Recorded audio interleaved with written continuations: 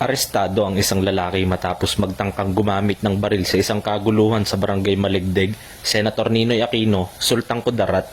Kinilala ang naarestong sospek na si alias Layag, 25 anyos, magsasaka at residente ng nasabing lugar. Ayon sa mga otoridad, hinuli ng mga opisyal ng barangay si Layag matapos bunutin nito ang kanyang baril na isang homemade 5.56 pistol na kargado ng bala matapos ang isang alitan sa mga tao sa naturang lugar. Kasong paglabag sa RA 10591 o Comprehensive Firearms and Ammunition Regulations Act ang isinampang reklamo laban sa sospek.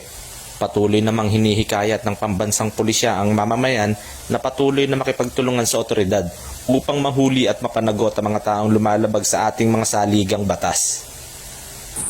Mula dito sa General Santos City, ako ang inyong Police News Network correspondent, Patrolman Mandia, alagad na batas, taga-taguyod ng Balitang Pulis.